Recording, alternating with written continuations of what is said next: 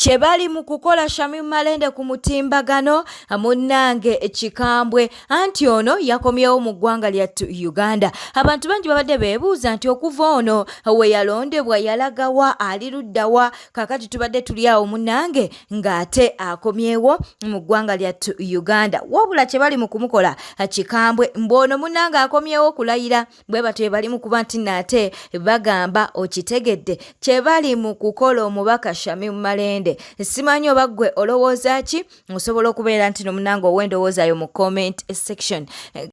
Kino kisanga mu NUP togenda kisanga wantu walala wonna. Wano Shamim Malende yali mulwadde era yakomawo during campaigns. Era yawonera mu campaigns. Era twamala okulonda. Awo n'alyoka alwala n'addamu n'afuluma mu eggwanga. Era akomyewo agenda kulayira. Yes, tubulayo ennaku 6 muzeeyi alayire. Awo akomyewo. Era ddemu alwale nga tumaze okulayira. Oyo Shamim Malende. Era nze ndowooza abantu abasinga mulondesa kwagala. Munyoonya abakozi abagenda obbakolera.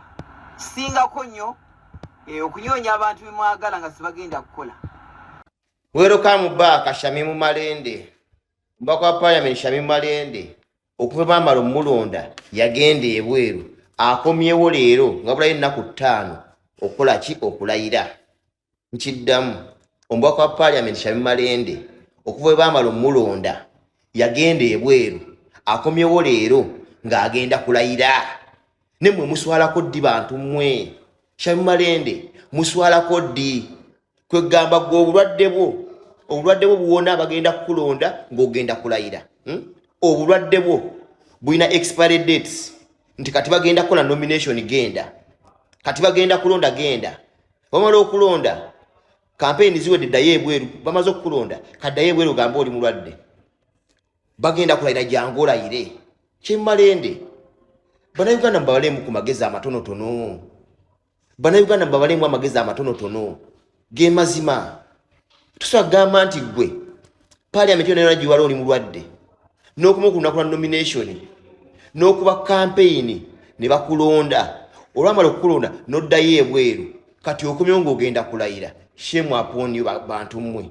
Nebya Anteira tebinaba kuba nti nate biggwa, twagala tubeere ng'ate tukuwa akatambi kano. Munnange bavuddeyo ne babeera ng'ate basabula Anteira. Bamugambye we wali okwata ssente z'omusamize nga tewazigaana nga mwazikozesa, kati lwaki weefuulira omukazi?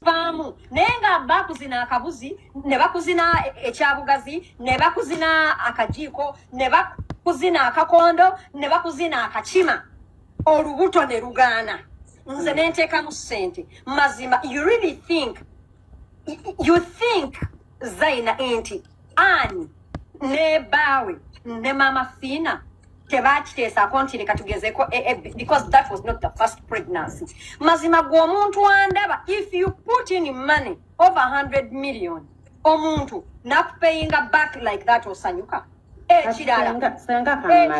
Ekirala Ani na kino nkikuddemu wagambye Ani mukazi musabi yenza abuuza omukazi omusabi lwaki baali balya ssente z'omusamize, lwaki baali wawuliddeko omusamize ng'agamba nawanga Ani okuva ku mmere wawuliddeko omusamize ng'agamba nawanga Ani yawanga bbaawe. Senga oli yawanga bbaawe teyawanga Ani.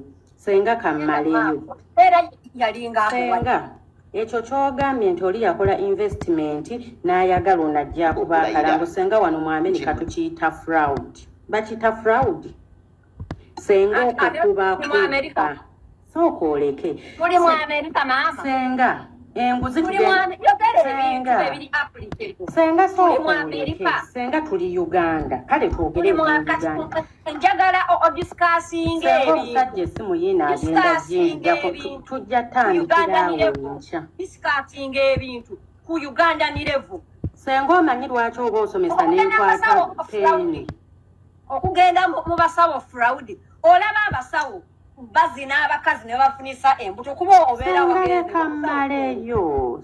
Senga oyogera ati twagala kuddamu genda maaso. Senga nedda kuno si kuddamu tubanga abafayitinga ate nga twagambye tuwe point. Senga omuntu bw'abanga yakola investment gy'agenda okubbirako abantu, do you support that? nga mujja ne mugamba gavumenti eveemu enguzi senga tetuganye muliro yakuteeka mu investment senga kyandibadde kikola makulu ki senga musooke mulekerawo okuzanyira ku feelings z'abantu senga abantu banoonyezza abaana lwaki muba mukozeseko mujje mubba abaana ng'okimanyi togenda kuddamu at what point Banang, at what point did Annie Taylor say, Mama Fina, Luacha Baba, and Kubanda, Mama Fina, Pamize? Era, Yagenda Ganga, I sent Mama Fina, Yene Bawenga, Mama Fina, Musamize meaning Mama Fina, sentence, Abadenga Ababa, to watch Annie Yalingazi. At what point did she get tired of eating scent? Stolen money. At what point? Senga kakati senga muwangudde ekyo muwangudde tudde ku YouTube channel ya Gundi tudde ku YouTube channel ya mago gali nti omukazi senga mulekerawo senga tubeereko oko serious olumu ne bw'oba owolereza muntu senga abakazi bameka abanoonya abaana ne bakaaba ne beegayirira mukama senga lwaki tovaayo n'ogamba mugende babakube IVF naye gwe watwala oli ne bamukuba IVF oli kuba nnyo basaba obutitimbe bw'ensimbi do you support that newankubadde investment simanyi kujja kwogera mazima. That is not my plate to wash. Yenza Anitaira. At what point did she deem Mama Fina fraud? Because all of us know Mama Fina Musamize we mulimu we. Yes. Oba fera oba nedda. And Anitaira was feeding off that money. Yes. Era ne sente ezamufunisa abaana zava mu busamize. Yes. Ora. Ezo million zeba muteekamu zava mu buki mu busamize meaning abaana be basente nzibe bantu bannesenga bintu bya double standards nedda. Bwe tweyongerayo abantu bonna munnange oba abalwadde bwe bajja mu malwaliro ne babateeka ku nguudo okuba nti no basabiriza bagenda kubeera ng'ate munnange babagoba okitegedde nno ate era n'ensonga z'amayumba nayo bagikoonyeko katubeere nga tukuwa akatambi kano kuba omulanga eri abo bonna abajjanjabi ab'abalwadde abagufudde omuze okujja abalwadde emulago oba mu malwaliro gonna ne babaleeta ku nguudo basabirize.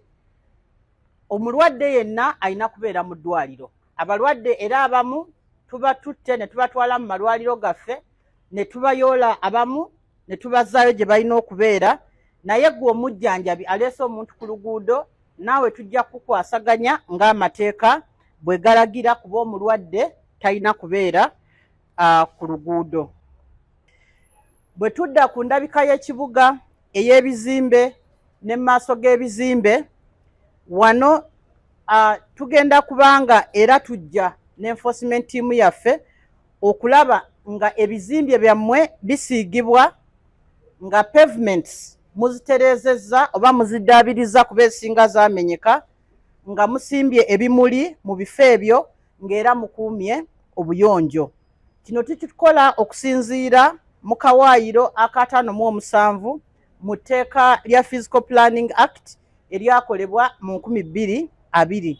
Etteeka lino nno omuntu yenna oba nannyini kizimbe oba alina bizinesi likugamba nti olina okuba nga ekizimbe kyo kisiige langi nga kirabika bulungi, kirina okuba ng'olina w'oteeka kasasiro wo, olina okuba ng'otaddewo akapande kikyokolerawo ku kizimbe ekyo era nga kalaga n'oluguudo kwokolera, olina okuba nga tokolera mu gye tuyita road reserve kuba nakyo twakigandawaza, ate era n'ebifo ebyo nema byetugamba nti biri sensitive tolina kukoleramu business. Kakati ffe tuli ku nsonga ya kibuga kyaffe kulabika bulungi, tugenda kujja mu kawaayiro kano kuba kikukakatako okusiiga ekizimbe kyo, okubanga veranda yo eri well paved, okubanga wayonjo ate ng'olina ne wooteeka kasasiro. Ebya Shiba tebinaggwa munnange essenga asidi akyagenda mu maaso n'okuba nti nno ate abaako okyayogera mbu Shiba anyuma asirise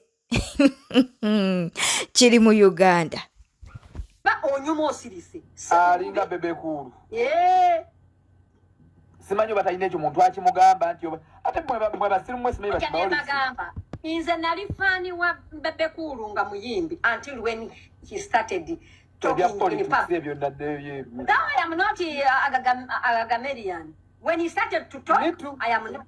Me too. Banange Bebe Cool akutamanga akoze kingayo. Naye nanga ayimbe. Bo muziki namugambe bala checho. Neba nanga avemu ekigambo ye Shiba. Kati mwe bashiba mizi mwe simanyi ba Alex mizi abatawula facts from hate oba from ntalo ebyo bizibu byammwe mulekaane muyombe muli amazi ku ttale netubalinaako obuzibu. Era Shiba era simanyani ya by the way Shiba, the only reason why your podcast is gonna work is because people want. No, listen. It's because people want to eagerly listen to the next stupid statement you're gonna make. But as a business person, chikolera omanyi eri abantu nga akola bintu bya kisiru. Ne as long as they are getting paid yetafaayo. True. As long as trending for the dollar, yeah. Tafaayo ye. Oba mumuvuma as long as she's cashing out, that is the most important thing. But if the purpose of that podcast is to earn you money, you're doing it the right way. But if the purpose of that podcast is to inspire people and talk sense, my dear friend, you will lose. You've already lost. Yeah. You've already lost. So inagamba abantu banange Shiba sirika. Yakuwadde podcast yayagala Musikale nkubira Shibe chikono nengamba olaba. I'll give you another example. I had people like Abitek Saint, Spicy, cannot sing. By the way, Spice Dana can fucking sing. Yeah. Music calling Bebe Cool. Bebe Cool tumwagale Bebe Cool gasagule ekimwache bane mugamba star toy cheno jiba good. Oshtegera. Kandi nawe kola ki? Sigala mu bintu ngebyo, weyambule, yambala obukete, zina simanyi bafani oba competing byo sigala mune bintu byokuvayo mbu simanyi oyogera. Byesonyiwire ddala because buli oyogera you're exposing yourself. Buli oyogera otulagira ddala obusiru bwo. I'm not gonna lie to you. All her song belong to Jeff Chiu. Beba manye ebyo tebitukwatako. Ne Shiba mbadde nkusaba ofokasinge kuki. Kucha music ebyokwogera biveeko. Obadde ka tukufunireyo omukazi n'omusajja we can do that. Osirike please sirika. Gwe kimanyi Colin Mizi bw'aba ali blessed and loved ani akuganya omwagala. Oba ani atali loved. Toyitano bintu bya kisiru ate mwe bafani simanyi ba Shibaolix temutandika because njabaga takakota mwe namba tunuze mu mana ya Shiba. Temutandika bino bintu bya kisiru. Tumbavu. Had blessed and loved. Who said no? Oide kondi waliwa na mujeko blessings baga ndulekera omwagala. Mwagale. And of course. Baga mabazi of the same feather they flock together. Tubalina ako buzibu. Mugende maso n'okweyagala mwagala omuyimbi wa mwene mugamba asirisechi mwache. Kubanga luwana ayogera ate tujja muvuma. Ate tumuvuma nga munyiga. Mugamba ayogera biki. Shiba tewasoma. Omubaka Betty Nambooze avuddeyo n'alyoka ategeeza nti tayinza kubeera ng'awagira Norbert Mao ku bwa sipiika. Okitegera jjukira nti bano balina obutakkaanya bwabwe era ojjukira waliwo akatambi akatambulanga ennyo nga Mao bagamba nti alinga ensujju mbu kungulu wa green ate munda wa yellow ate nga bagamba nti nno Nambooze alinga watermelon mbu kungulu wa green ate munda munnange wa red. Okitegeera nga bagamba nti wa Nuupu. Okitegedde nno omukwano ebyo nno byaliwo nga Nambooze akyali mu DP. Katubeere nga tukwa Nambooze ng'awa ensonga ze ku lwaki itasobola kubeera nti nate awagira Robert Mao. Kigenda tuwagayiza ensonga ensonga naye at least bwe naba mu lukiiko lw'ekibiina nga lusalawo njalugamba bannange atakusaanira Mao bino tusobola okugamba afeeya y'abe-NRM banga balina numbers yes naye nze ekinkwatako kwe kuba nti no DP tukyagibalanga eyo opposition tulina okukola nayo mu opposition kyokka nga Mao ali ebyo yalibadde oba wa opposition yalibadde kati atambula agenda wa eri Makerere kusaba bwa shadow minister oli yali badde atambula kati ng'akubira ku Kyagulanyi Ssentamu ng'amugamba waaye njagala bwa shadow minisita etteeka erifuga ebibiina okwegatta weeriri ekibiina bwe kiba kyegasse bakola endagaano ne bajja ne palamenti ne bagiwaako kopi ne bagiregisteringa ne muki ne mu electoral commission kati byakola byonna ne NRM bya bumenyi bw'amateeka awulidde kakati nze ekinkwatako kwe kuba n'ekibiina ekigamba nti kiri naffe ku opposition ng'ate omukulu waakyo ate atuula eri alina okusalawo wajja belonginga by law alina kubeera ku side y'opposition bw'aba tayagala kuba ku side y'opposition by law obukulembeze bwa DP abuleke kubanga fatuleetera obuzibu okuba nti nno tulina ekibiina ky'opposition kyetulina okukolagana nakyo kyokka ng'ate agamba nti yakikulembera atudde eri akayanira bya sayidi eri nolidde so nze obwo obwannakigwanyizi bwe ŋŋamba nti okumugamba mukakati ate bakwongedde ebitiibwa kuba kuba bwannakigwanyizi kiki kitiibwa so kyova ogamba nti tasaanidde tasaana kusaba eri kifo okutuusa ng'amaze okuzaayo obukulembeze bwaki bwa DP ekibiina kireka ekyo. Ensonga za Kafeero tezinnaggwa. Ajjukira nti Minisita Balamu yavuddeyo n'alyoka agamba nti bagenda kubeera nga bamuziikuula abaana bonna babeere nga bafunira obwenkanya then esobola okukolebwa bategeere baani ddala abaana ba Kafeero. Kaakati twagala tubeere nga tukuwa akatambi kano. Ewa Kafeero teri bya bugagga tebabalimba ekyobugagga ekiriyo kwasigalayo kataka kweyeebase Masaaba yiika ziringa ng'oba 28 owuliriza kakati ate abo bennyini era bakeera ku makya ne bazisingayo ne batunda ne balimako n'ebikajjo bayinza n'okuba batundawo dda nga bali banoonya bazizikiriza batyo omusango nga n'ebikajjo eriwe biri omusajja omuntu alima atya ebikajjo awantu nga nabo batundawo dda batunze ebintu by'omusajja bingi nnyo bali be bagamba nti ba Luganda balwanira bugagga biruwa nze bandagayo ebyobugagga okuva ku nnyumba ey'Ekajansi gye batunda ne bandagayo okuva e Masaba we bamuziika n'awali ennyumba y'awakadde nti waliyo kalina ya Kafeero erigindi abooluganda gye baagala owuliriza awo nja kudda ku saidi yaabwe omusawo bw'aba nzijanjaba nzijjako ki omusaayi naye omusaayi ogwo ndowooza bwe mba nfudde